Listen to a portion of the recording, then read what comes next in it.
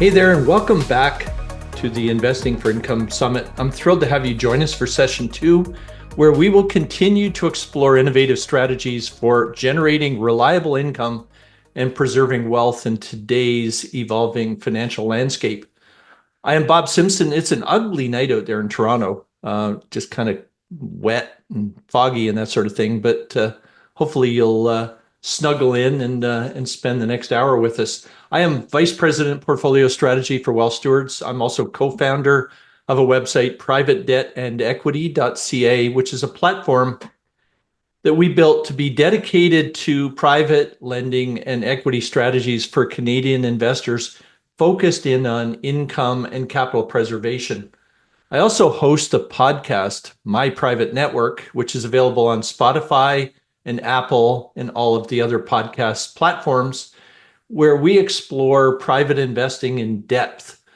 Tonight's webinar will be recorded and it will appear as a future podcast episode, so feel free to listen again if you think you missed something or share it with your friends and colleagues. Now, if you were with us for session 1, we covered the foundational elements of private lending and equity investing with insights from some pretty amazing industry leaders. Tonight, we're building on that momentum with an exceptional lineup who will introduce you to some new approaches to income optimization and diversification.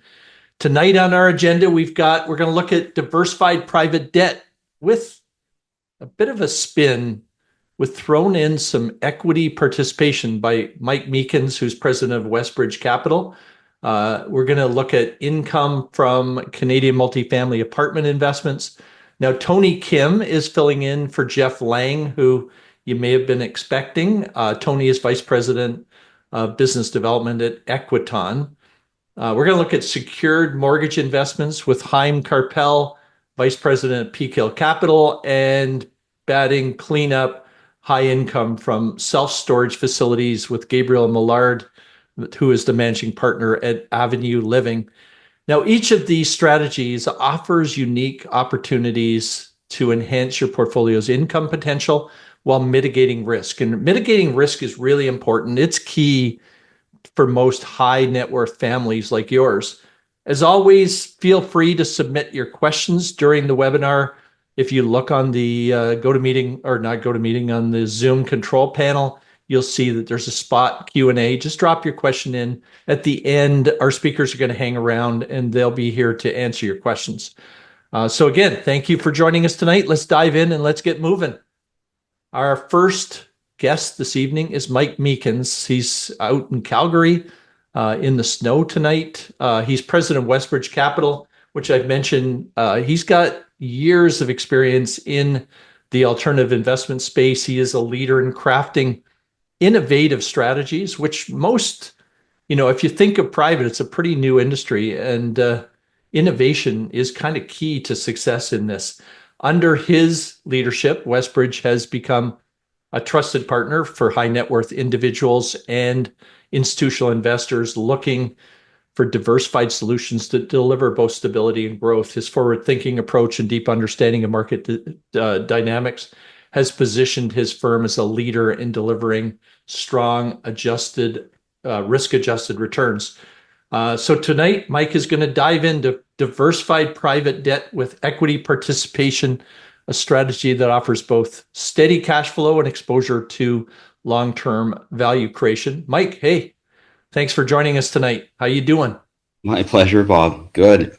Yeah. I heard you complaining about the weather in Ontario, so consider yourself lucky that you're not looking out this window today, because we're officially in winter. We're officially. How much snow do you get out there?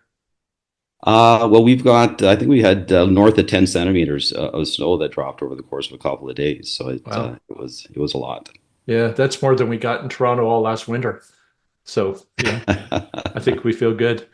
Now, one of the things that I was going to touch on this, that I was looking at I attended a session last week, and I was there to watch your firm win an award for the best 5-year return.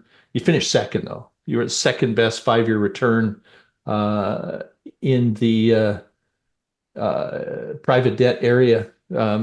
Is that the first you've been? Or I would imagine you've won this before. If you would have probably won 3 or if you were in that space before, or is this your first?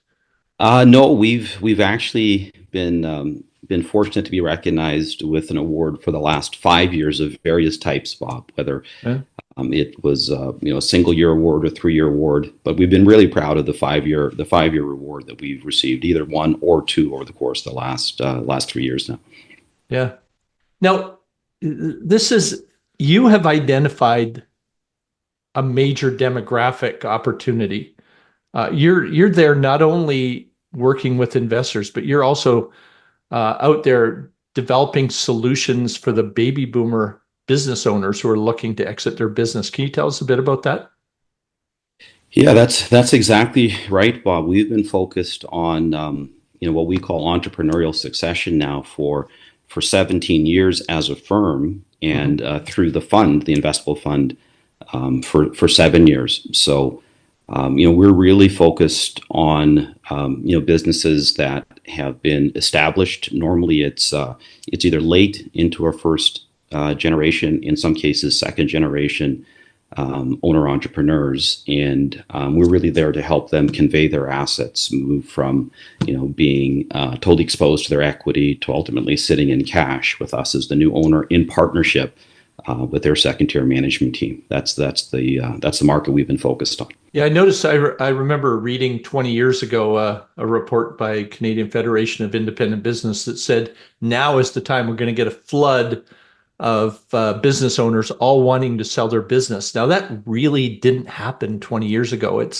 It's more been a 20-year delay. Is that the kind of thing that you're seeing out there? Yeah, we really are. I mean, the statistics are interesting, Bob. And I'll use round numbers, but in North America, it's currently estimated that there's about 700,000 private businesses between 20 and 500 employees, which is kind of our interest, focus of interest. Of those 700,000 businesses, it's estimated about 70% of them have a current owner that is 54 years of age or older, and there's about 100,000 of them where the owner is 64 years of age or older. So as you think about that demographic clock ticking forward, you're going to get this compounding need for those investors to do different things with their time. Yeah, so they're ready. In many cases, the business owner's ready. They're ready to step aside. The family, probably the kids have watched the parents running that business and working day and night and working their butts off and say, I don't really want to do that. I'd rather just have the money. Can we do that, Dad? Right? For Mom? That's right. Yeah. So if we turn that around, how are you using that to generate income for investors? Yeah. So the first thing is we're focused on buying these businesses, just to be clear, and we're focused on buying a certain type of these businesses. We're really operating at a much lower target market than the traditional private equity firms would be focused. We're really interested in businesses that have sustainable operating income between 2 million and predominantly 10 million. We do have some transactions that approach 20 million, but really that 2 to 10 million in our sustainable operating income is where we focus. And we focus there, Bob, because there are just less buyers at that end of the market. The large pools of very sophisticated capital in private equity are normally transacting for businesses that are kind of north of $20 million of operating income. And that's a function of the size of their funds. They just have to buy things that are bigger to be able to deploy funds and then sell the businesses within a 10-year window. So because there's less capital available, so it's the traditional issue of supply and demand, there's less people hitting that bid to buy. We can buy very, very good businesses with long earnings histories. The average age of the business in our portfolio is over 30 years of age. And we can buy those businesses on a very disciplined purchase multiple, which for us is normally 5 times their operating income or less. So you can think about it as a 20% return on capital is where we tend to buy on a very disciplined basis. And we do that through leverage buyouts. So we do that really by providing debt into an acquisition vehicle. That debt, is provided in cash to the vendor. We in turn now own the equity of the business. And the way our investors receive a yield is a portion of that debt, what's classically called mezzanine debt or subordinated debt, comes in to fund the acquisition. And it is normally non-amortizing but high interest. So there's monthly cash pay interest that goes into the fund investors in support of that acquisition profile. And that's ultimately the security that's been used to drive yields for investors for the history of the firm. Yep. So you're out buying businesses, and then you are working with investors to fund as loans to purchase that, and then you're paying interest out on those on that investment to the investors over time. That's really been your model for most of the last 17 or 18 years, right? That's been precisely our model, Bob. And if you think about it, the same way that you might think about classically buying a home and servicing your mortgage, ultimately, we're buying these businesses for 5 times the annual cash flow they generate. We can normally pay off half of the purchase price, what we call the senior or the bank debt. It can normally go from fully advanced day one to amortized to zero in 5 years. Mm-hmm. So over the course of 5 years, if the business we bought just maintains its operating income, then you've really delevered the balance sheet. And through that entire period, of course, our investors have been receiving their interest payments. Now you're looking at one of the changes that you've been making is throwing an equity kicker, so to speak, in for investors, right? Mm-hmm. Because you finished second instead of first. Is that the reason you did that? That's right. We're really competitive, Bob. Yeah, you're not competitive at all, right? That's the reason. So that's it's an aspect of the business that we're really excited about. Historically, our firm has had a very egalitarian approach to the distribution of equity. Because there hasn't been a claim on equity, it's really been shared amongst a very broad group of people. It's been all of the employees, what we call our professional services group at Westbridge itself, and then it's been mind and management of the companies in question. So this ownership mentality is really, really critical. But we're now very excited because we're able to share in that benefit with the investing public as well. So if you think about our traditional equity construct, the cost of that equity to the fund investors will be negligible. It'll be zero in the first instance. And we currently have a cadence of wanting to do 6 to 8 acquisitions per year. So we really view it as a compounding benefit for our investors over and above, of course, the yield on the debt that's been driving their returns historically. We're quite excited about what it means for the future for our investors. So investors have been with you for a while. What have your returns been like over the last few years? Yeah, so the actual stated return and the period that was calculated by the third party reference provided a 5-year return that allowed us to place second. At the recent private debt hedge fund awards, the return was 10.92%. Was the 5-year return that they had calculated. So now, you've been doing around 11%. Is that, as you look in your crystal ball, is that going to be something you're going to be able to maintain for investors before the equity kicker? Or is that going to move with interest rates? Yeah, so that is one of the interesting aspects about our debt, Bob, is our debt is not floating rate, it's fixed rate. Mm-hmm. Again, because we're going into an acquisition, we've underwritten a particular type of operating income that's been risked. We're really focused on the balance sheet and what is predominantly considered a cash flow ratio, debt service coverage ratio, or fixed charge coverage ratio. So we haven't historically really wanted to be exposed on the mezz debt side to floating interest rates. At the moment, mezz debt is going out from the fund into our acquisition program at just shy of 15%. It's 14.75%.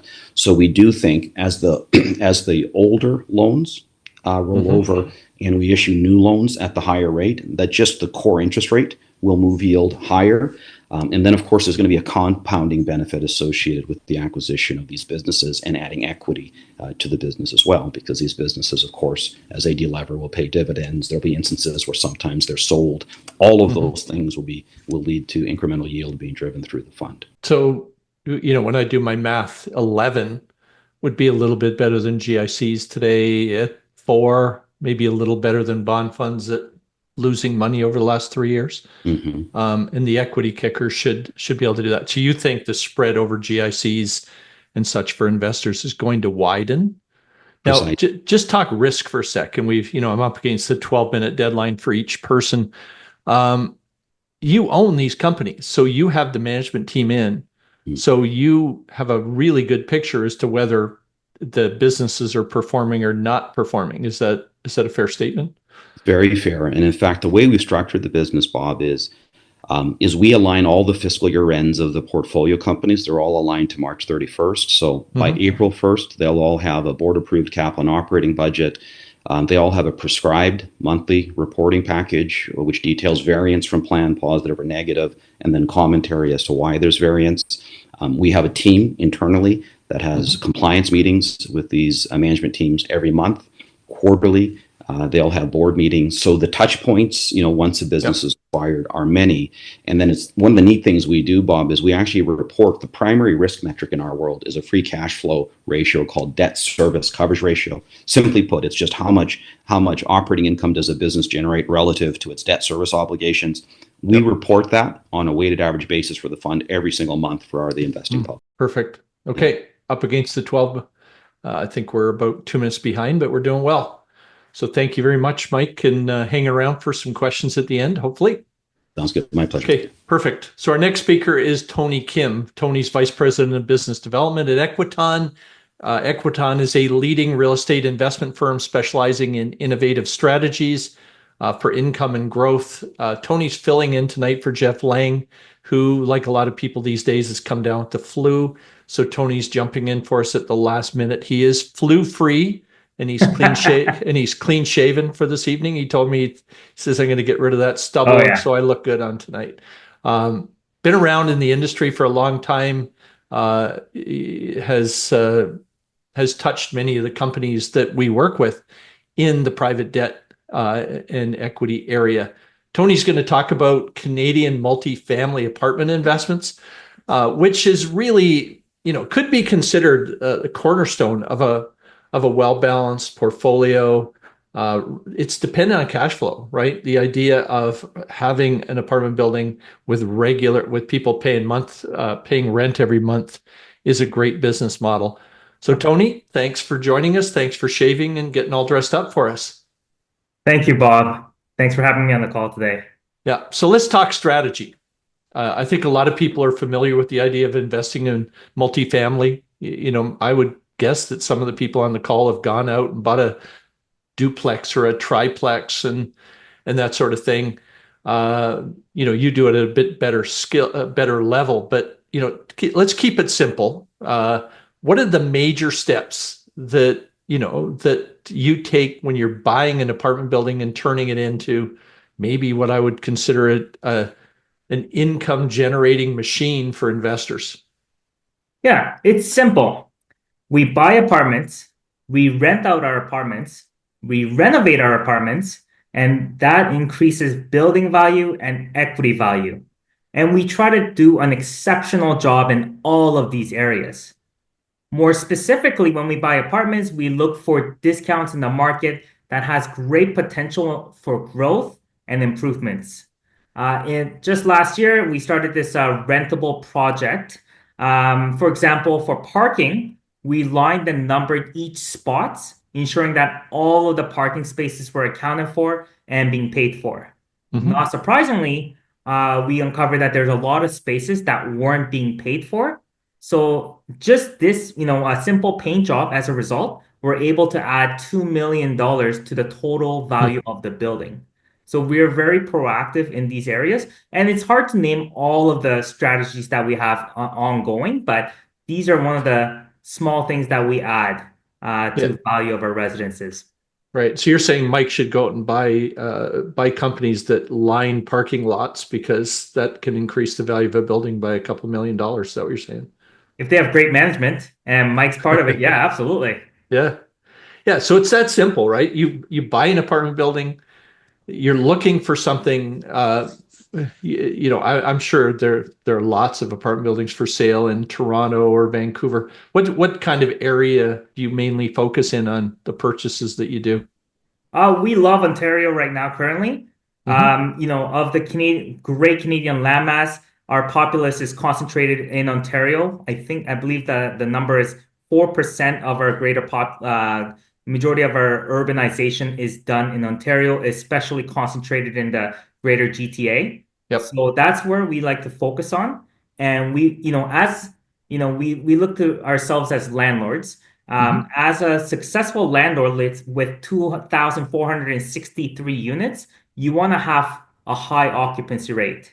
And that's a cornerstone, or better yet, an essential part of our business. So we've been able to maintain a 99% occupancy rate for the past north of 3 years, since we've been in business, essentially.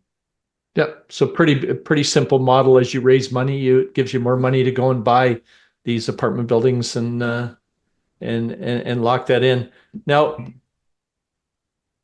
we're here to talk income, right? We're here to Yeah. talk. People here, it's the Investing for Income Summit.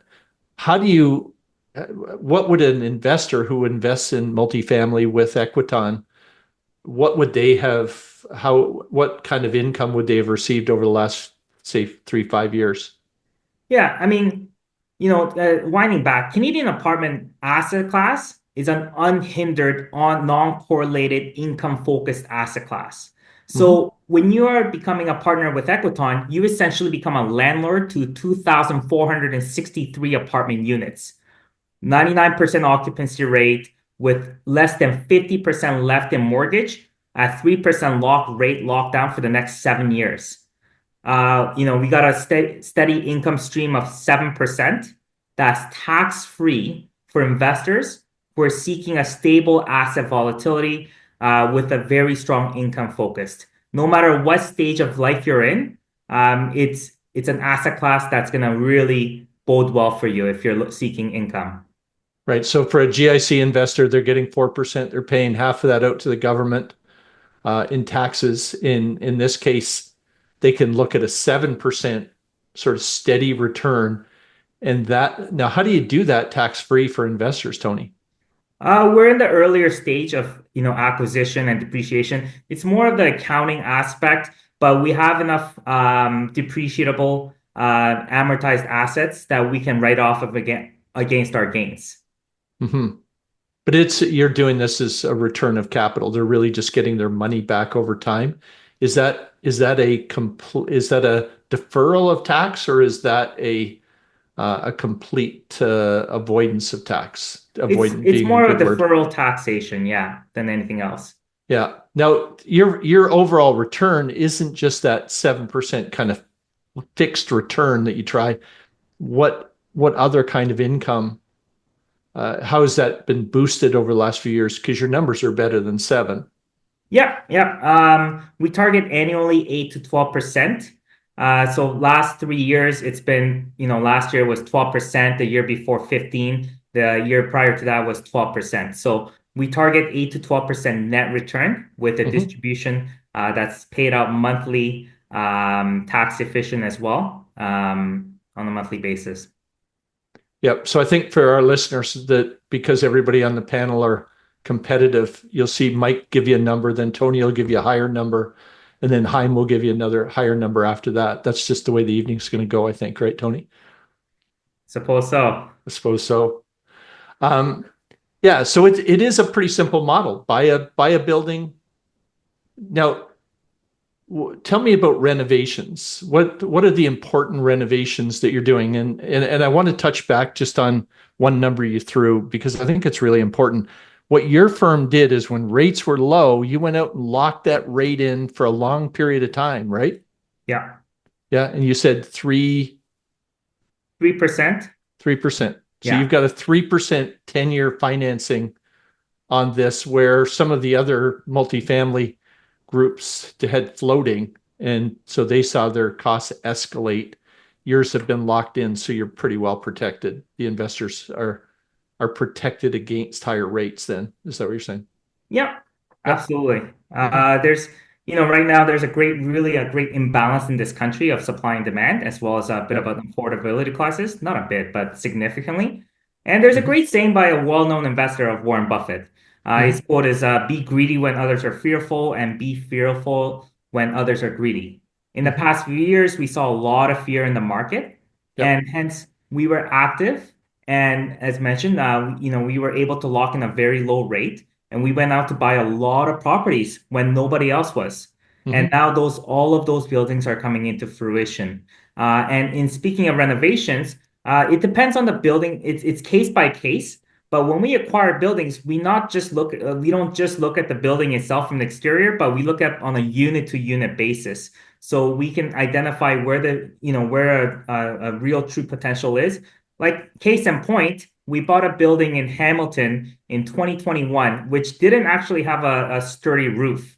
So that's something that, we identified as a company that we need to work on right away. So we bought the building for $54 million. It has 350 units, and it's on Wellington Street of those who want to drive by and see it. And we put in $10 million of roofing to fixtures in the units. And actually, they used 15th floor in the building for recycling, which didn't make any sense at all. So we reallocated recycling, garbage chutes, all of that for $10 million. And when the CBRE reevaluated in the past quarter, it was worth $95 million. So we created $46 million out of that acquisition, which was, and that's all into the investors' pockets. So that was Yep. a very successful story. But, these are the things that we take on proactively as a company that we do Yep. for you. So as a firm, it's easy to look and say we need a somehow it wants me to confirm my speaking language. That you can identify this thing needs a new roof. It'll cost us this. We can open up the 15th floor. That'll give us extra revenue. We can paint some lines and charge for parking. And all of that is going to flow through to investors. Absolutely. Yeah, perfect. Okay. Um, if you look out, let's say the next 5 years, what are the major factors that are going to affect performance of this asset class? I mean, that's a great question, Bob. We target 8 to 12% return annually, and we have done so since the beginning. So, in terms of the performance expectations, we have Mm-hmm. no reason to believe like next year or the next 3 to 5 years will be any different. Yep. In and then hypothetically, like if all is equal, with less than 50% mortgage with at 3% lockdown for the next 7 years, Mm-hmm. we'll be in even a stronger financial position in the future and generate more consistent income. The biggest hurdle rate would be for as a real estate investment trust would be the interest rates and the demand in the market. Right now, the interest rates, let's put all things equal, it has come down significantly, and we're very proactive in the market with the given interest rate environment. Mm-hmm. If it comes down, it's even better for us. But right now, we have plenty to chew on in the marketplace right I'll now. bet. Okay. Tony, thanks for joining us. Appreciate it. We'll keep on track here and we'll move on to Chaim Karpel. Chaim is Vice President at Peakhill Capital. Now, where Tony's borrowing money, Chaim is lending money. In really innovative real estate financing. There have been we've talked to a couple others on the previous call who were doing mortgages. Everybody puts a little bit of a spin on it. Chaim has been around. He's been in the business for a number of years, structuring secured mortgage investments that provide both steady income and robust capital protection for clients. He is one of our go-to guys like Tony that we're in touch with on a regular basis. And to help us keep in touch with what's happening within the funds. He's been around the real estate market for a long time. He's committed to client success, and he's one of our trusted advisors. So Chaim's going to walk us through secured, and that's the big word here with Chaim, secured mortgage investments that play a critical role in a diversified portfolio because it gives you that stability and income in certain and uncertain markets. So Chaim, how you doing? How are things tonight? Wonderful, Bob. Thank you. Yeah, you learn anything from the first couple of guys?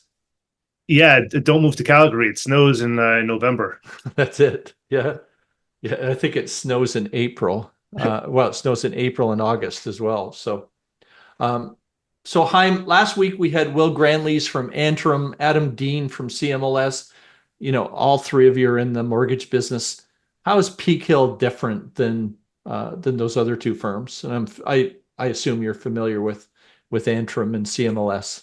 Yeah, it's a good place to get started. So I think when you look at commercial real estate, not all assets are created equal. Not all geographies are created equal. To the best of my knowledge as well, Antrim and CMLS are not exclusively focused in the commercial real estate space. I think by definition, Antrim is actually a mortgage investment corp, but they're predominantly single family. I think CMLS maybe has a little bit more leaning towards commercial, but again, predominantly going to be single family. And when you're lending to a commercial asset, your guarantees are against commercial borrowers, corporate borrowers, as opposed to individual borrowers. So the loan guarantees are a little bit stronger. Getting when you have those types of assets, we're underwriting businesses as opposed to personal income, which I think is a big differentiator as well. We have 22 of our own origination team across the country, and so we lend in really every geography. The biggest differentiator that we have in our platform is that we're CMHC approved lenders. We're doing CMHC business coast to coast, which is government insured financing, and we focus exclusively in the multifamily space. As a CMHC approved lender, you're allowed to do single family lending or multifamily lending, apartment buildings. We exclusively do the multifamily side of the business. And I would say the last big differentiation between us and some of the other secured mortgage lending is what position you're in. Over close to about 95% of our loans are going to be first mortgages. We have a handful of seconds and in very specific scenarios, but really we're focused on being first position. So should there be any changes to the market, any changes to the real estate, we would have first priority on getting paid out. Right. So that's one of the things we look for is we tend to try to be in first position, work with firms that put themselves in that first position because we don't want to, I don't want to stretch that extra mile to get a little bit of extra return and take on that extra risk. Talk to us about being a CMHC approved lender, Chaim. Sure. So I'm glad I got to speak after Tony because he's kind of already spoken to the opportunity that is multifamily here in Canada. There's Tony's playing on the equity side of the business. They're collecting investor money and pooling it together to make an acquisition, and we're on the other side of that transaction. Not necessarily that we lend to Equiton, but firms like Equiton, where they need to secure debt. And the best debt that's available in the market right now, or the cheapest form of debt, especially the last couple of years, has been CMHC financing. CMHC has been very aggressive in terms of coming up with programs to try to create more affordability, stimulate more building of multifamily apartment buildings in the country, coast to coast. And as our investment platform has been the beneficiary of the expansion of the CMHC platform. So essentially what we're looking to do is there's a gap from when a borrower is buying their building to when they're able to actually secure their CMHC financing. In one of two scenarios, either they need to get what's called a certificate of insurance, and it takes time for your application to get looked at and approved. And so we're able to fill that gap by bridging them to that time. Or alternatively, as Tony mentioned, very often the borrowers are looking to increase the value of the property, and so they may not necessarily want to go directly to CMHC and apply for their mortgage immediately. They may first want to increase the operating income by renovating their kitchens, their bathrooms, striping their parking lots, and after they increase the NOI of their building, the net operating income, they'll then want to apply to CMHC so they can get better terms. So in either of those two scenarios, the borrower will come to us, and we will at the time that they come to us, we will look at we will look at the takeout loan. We will look at, will this work for CMHC? Assuming it'll work for CMHC, we will bridge them while at the same time concurrently applying for that CMHC to take us out, to take out our loan. So we are underwriting the loan bridge and then bridging it to be taken out from the loan that we've underwritten as well. So what's the probability, Chaim, that one of these loans doesn't get taken over by CMHC? Does that happen very often? It hasn't happened. In fact, about 100 of what we tend to be more conservative in our underwriting, both from the loan to value perspective and from the interest rate perspective. And so, of all the deals we've done, we've actually been overfunded about 135%. Our borrowers have received over 135% from CMHC from what we've underwritten. We haven't had any principal loss. The borrowers are incented. They're paying us a little bit of a premium for that short-term financing, and the borrowers are incented to take the 5-year or 10-year CMHC money once it gets approved, because it's going to be cheaper financing. So the biggest risk to the borrower is really, let's say we underwrite a deal and we say the building's worth $10 million, and CMHC says, in fact, we think it's worth $9.5 million. So one of two things would happen. Either the borrower would need to come up with additional equity, or alternatively, we could put a small second mortgage behind the CMHC mortgage, which again, on a few scenarios, we have done that as well. But the majority of the time, there hasn't been any issues in getting the full takeout loan in the time, shorter than when we've underwritten our deals. Right. So you can lock people up pretty good for those that short-term period until CMHC takes it over. People are willing to give you greater collateral on that loan because they know it's just for a short period, and then they can probably free a bunch of that up when they get the CMHC approved. So we're not over collateralizing necessarily. We're looking at the debt service coverage. We're looking at that particular asset. Mm-hmm. There will be, if some of the loans in our portfolio are not bridging to CMHC. Depending on the nature of those loans, we may look to cross-collateralize, or we may look for additional security, but it's very, it's very case by case. Yeah. So it's to be fair. Okay. So let's talk returns, because, people who are here, who are on this call, who are looking for investments that are going to provide higher than GIC rates, then they say, oh, well, Tony borrowed from somebody like Chaim for 3% for 7 years. I don't really want a part of that. What are you doing? Well, first of all, talk about what your historical returns have been and what your expectations are looking over the next 3 to 5 years. Right. So our target is 8 to 9%. We're not stretching for yield. Again, we're looking for, when we look at our loan, we're looking at the takeout. And so part of the takeout that CMHC looks at is your debt service coverage. And so we're looking for those similar metrics in our bridge loan. So we're not lending to land. A lot of other commercial lenders are lending to land or construction. We're lending to existing cash flowing assets that need that short-term financing. So we're not stretching for yield. So our target has been 8 to 9%. The last couple of years, historically, we've done between 9.5 and 11. When rates went up, we were able to, participate a little bit in that bump. But I would say, moving forward, we think it's very comfortable of us to stay in that 8 to 9% type of return net of fees. And again, to touch on taxation without going too far into it, it's a tax efficient investment as well. It's not taxed as interest income as one would think. It's actually taxed as for corporate investors. It would be taxed as active business income because the way it's structured as a limited partnership. So there are tax benefits depending. Now you're talking corporate. Does that also work in some way for such investors or just corporations? Just corporations. An individual investor would no such thing as active business income for it. It would just be income. But consult your tax experts in these things related. I focus on the investment side. Yep. No, I think that works really well. Sort of final thoughts on this.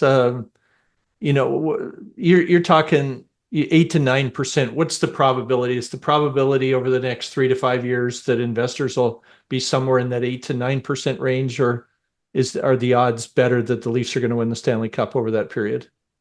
Assuming interest rates stay where they are, 8 to 9% would be, it would be our target that we anticipate to be able to maintain. The Leafs, I think, let's go back to Edmonton on that one. I'm not sure. I'm not sure Toronto has. I can't comment on hockey. It's not my sport. I'm American. No. Yeah. I'm sure there are some people that have the Leaf game on in the background there. Okay, perfect. Thank you, Chaim. Moving on, our next panelist is Gabriel Millard. He is managing partner at Avenue Living. Described themselves as a trailblazer in alternative real estate investment strategies. Gabe has extensive experience in creating and managing income generating portfolios. And tonight we're going to focus in on self-storage facilities, which is one of the fastest growing, most resilient sectors in the real estate market. At Avenue Living, Gabe is at the forefront of identifying, capitalizing on opportunities, and his expertise in operational efficiency and market dynamics ensures that Avenue Living continues to deliver strong performance to investors. Tonight, as I said, Gabe will talk about high income from self-storage and how that can enhance your portfolio and develop a pretty dependable income stream during this. So, Gabe, thanks for joining us and taking time from your evening. Thanks for having me, Bob. Yeah, it's good to have you back. You've been a regular on the podcast, and always good to get your insight. Now, I was driving around in Bracebridge a couple weeks ago, right? I'm driving through Bracebridge, and what do I see? I see a sign for mini mall storage sign, right? And I said, that's Gabe. Gabe's got a place in Bracebridge, Ontario. You're pretty much everywhere. Can you just talk about what's your strategy and how are you generating income for investors by investing in some of these self-storage units? That is our strategy, is be everywhere. If you think about storage, we split it into two main players, and really what's happened in the industry over it's pretty new industry, and what's happened over the last kind of 20 years has really been a consolidation play of the top, say, 5 largest players in North America. And they have focused on your newer development and really your kind of more downtown locations and your primary markets.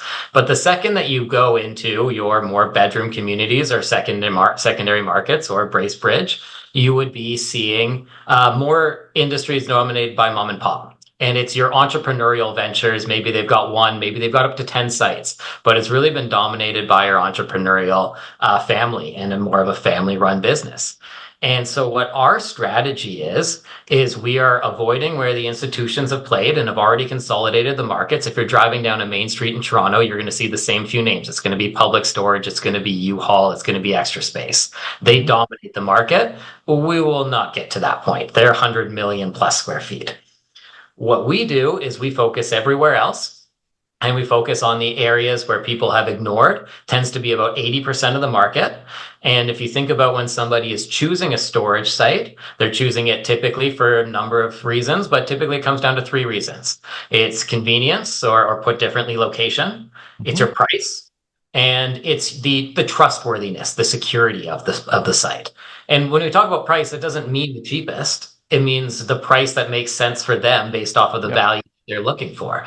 And so we try and be everywhere so we can focus on making sure outside of those core downtown locations, we are your storage site of choice. We then basically will acquire an older legacy run asset. If you think about an older entrepreneur, they're running this for cash flow. They've created a nice cash flowing business for their family for the last 30 years, but probably haven't had the capital or the balance sheet in order to invest in the technology that exists in today's world. And so we will come in, we will acquire that, we will invest the necessary upgrades, we'll use our own proprietary management and technology stack in order to improve the cash flow of the asset. And then we consolidate these players. And we are across Canada, and we're across 15 different states in the US. And we're actually, we started in about 2020, and we're now about, depending on how you measure it, we're anywhere from the 13th to the 17th largest storage provider in North America. So working your way up. Now there is a lot of technology in storage. I've been on tours of several, anywhere from Toronto to Dallas. What's the importance of technology when coming in, taking over from mom and pop who can't afford to do that? Talk a bit about that. Yeah, it's a number of different things. So you've got two sides of it. One is revenue management. And the number one thing that you can do within the storage site. So, multifamily, let's take, for example, it's typically a 12-month lease. Industrial, maybe it's a 5-year lease, or commercial space, maybe a 5-year lease or longer. In storage, it's a 1-month lease. So it's month to month. So super high turnover in terms of our potential turnover, but also a lot of opportunity in order to generate revenue. And so you have a dynamic pricing model. And so if you think about it as what the airlines do in terms of supply and demand, as more people are searching for a specific flight in a specific category of seat, that price is going to go up. As more people are searching for 10 by 10s and the supply available for 10 by 10s within your storage site, that price is going to go up. Or if you've got a number of coming online of 10 by 3s, well then all of a sudden you're going to drop that price in order to incentivize that. So there's daily changes on the revenue management model, and it also allows you to generate when should you have what we call existing customer rate increases. Somebody comes in at one rental rate, maybe they've been renting for 3 months, it's time to increase their rate. You can start to decide based off of their activity level, what their payment levels, etc. are. When should you start to push on that? Then the other side of that is the operations. In order to actually have somebody want to pay more for their storage site, you're going to need to prove to them why. You need to offer them a better service. And so a lot of that comes down to security. And security is huge in the storage site. These are people's possessions. And sometimes it's only valuable to them, and sometimes it's valuable to others. But those are somebody's prized possessions that they're storing with you. And so what do you have? You want to make sure that you've got great lighting available. You want to make sure that you've got gates. You can have gates that are available for a convenience factor that if you've got it enabled on your phone for Bluetooth, it'll open for you as you drive up to the storage site.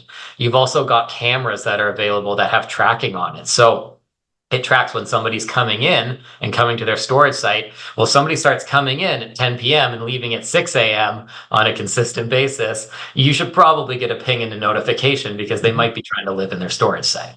So it's things like that that allow you to really hone in the operations and improve the value for the entire customer base for each storage site. Yeah, so these things don't come equipped with toilets and showers, you're saying? Not No, a good place. Not a good place to live. You discourage that, do you? We do discourage it, but you'd be surprised at what people try and put in there. So that is that's not out of the norm. I'll bet they actually have TV shows that talk about that. Now you talked about the movement of prices, so you could change your price every minute, every hour, every week, every day. But people who put their stuff in these storage facilities, it stays there a fair bit of time, don't they? It does. So you tend to get two classes of renters. You've got the individual that uses it exactly the way that 99% of people think they're going to use it, which is I'm moving or I've got, some hand-me-downs or something happened in my life and I've got some extra stuff I need to store for a few months while I figure out what to do with it. And they use it for a couple months. They get a rent increase and then they realize they should figure it out. The vast majority of people, though, think they're going to do that. And then 3 years later, they're still storing their Christmas tree from 2021.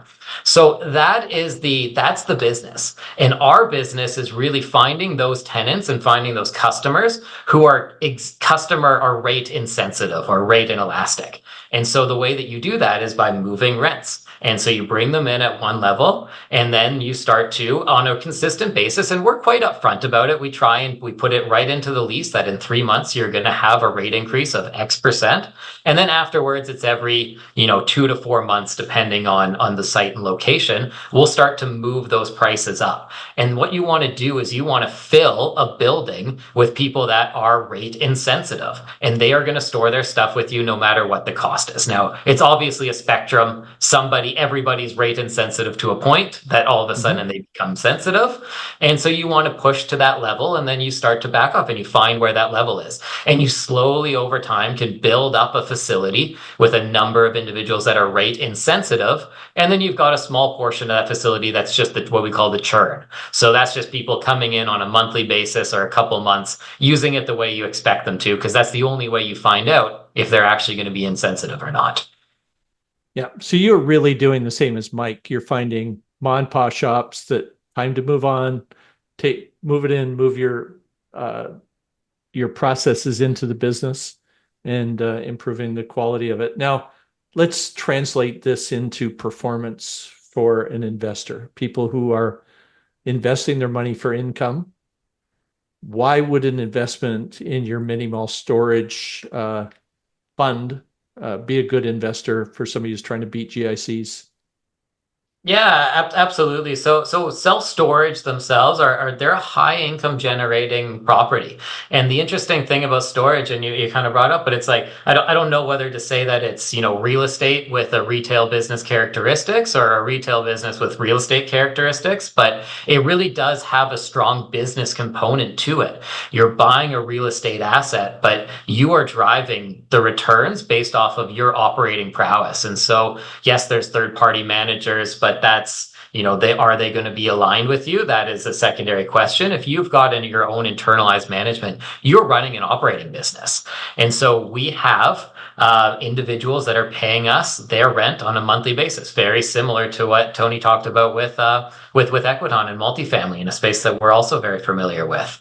We've got 8.3 million square feet of storage, and we run things on our end on storage. But another way to look at that is we've got over 50,000 units.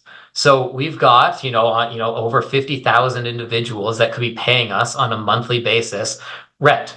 And that rent can then be translated into distributing excess cash flow to the investors, as well as then as we improve the cash flow of the property, similar to what Tony talked about, we are improving the overall value of the property, which then translates into fair value gains, translating into capital appreciation returns for the investor. So we see a mix of monthly income as well as capital appreciation for an investor. Yeah, I was looking at your performance chart and I saw a bit bumpy in 2020 at 6%. Then it was 13, 13, 12. And in the past year, your last 1 year performance is around 12 still. So that's pretty steady, isn't it? Yeah, it is. And it's driven from a few things. So, 2020 was really just it was the launch of the fund. It was us getting our feet under us and getting the first acquisitions purchased. We had the fortunate or unfortunate, however you want to look at it, opportunity to buy our first asset 3 weeks before the COVID shutdown in 2020. So an interesting time to start a business. I think it's a blessing in disguise because it allowed us to grow under the cover of everyone kind of took their foot off the gas and we went hard. But realistically, no, that's kind of what we're expecting to get. We like to grow in spurts. We do big acquisition pushes. Then we allow our management team to digest and improve the asset. Realistically, it takes 2 to 5 years to really optimize these assets.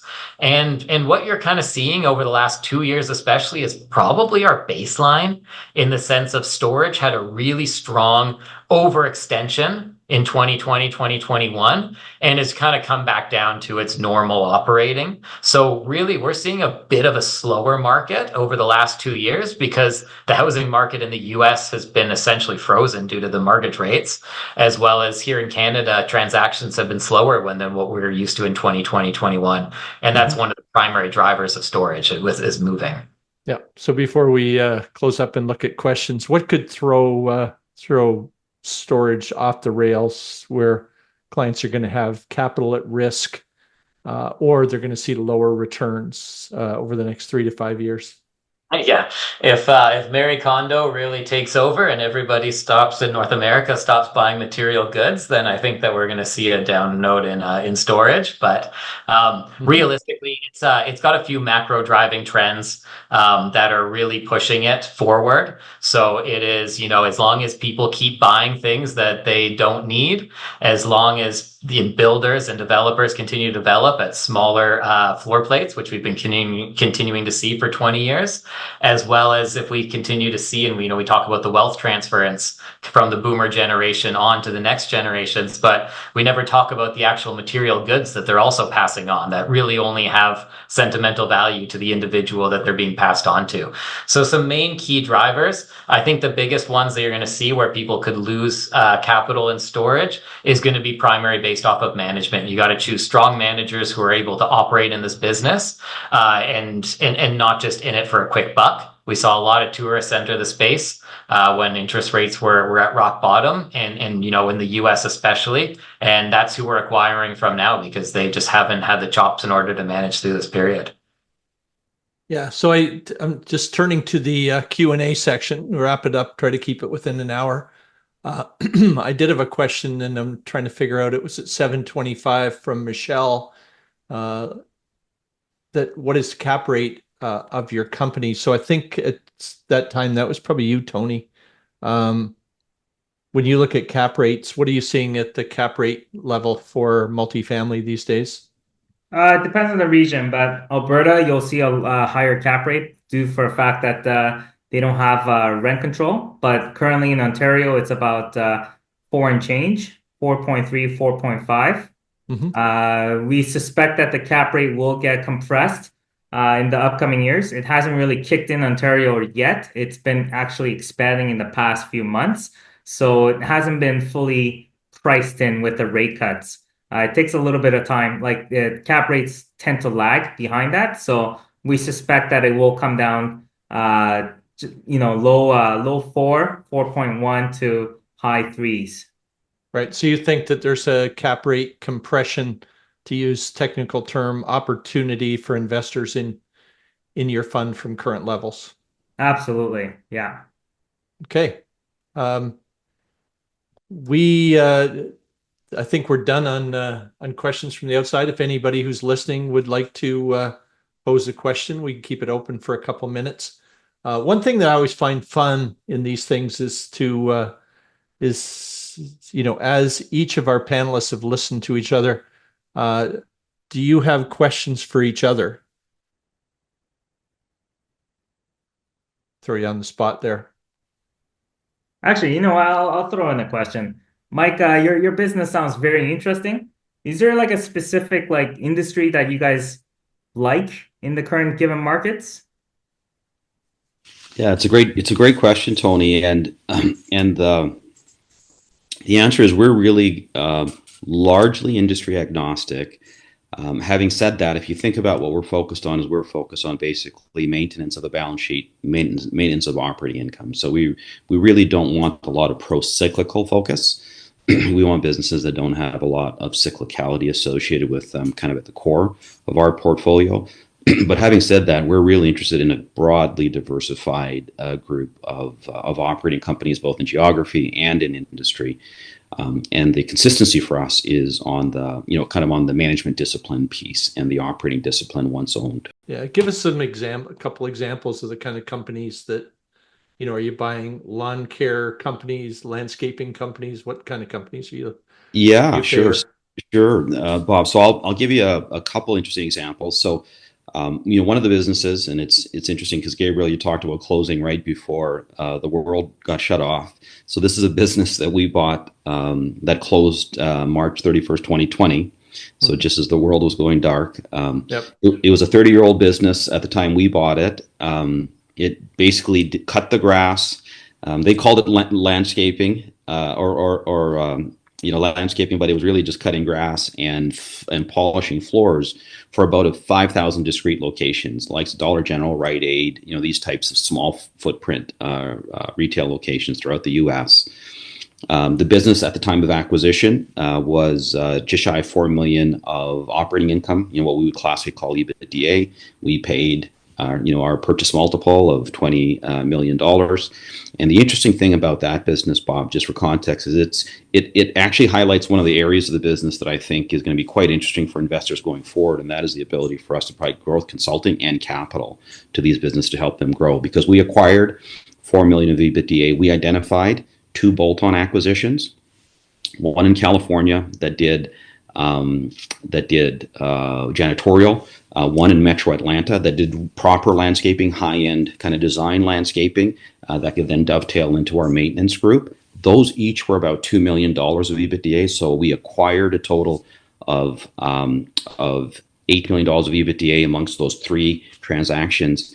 But our CEO, who of course went from an employee to an owner at acquisition, we seeded him in equity at the time of acquisition, took that footprint and took that set of services and that new geographic footprint and cross-sold and grew operating income over the course of 4 years by $10 million.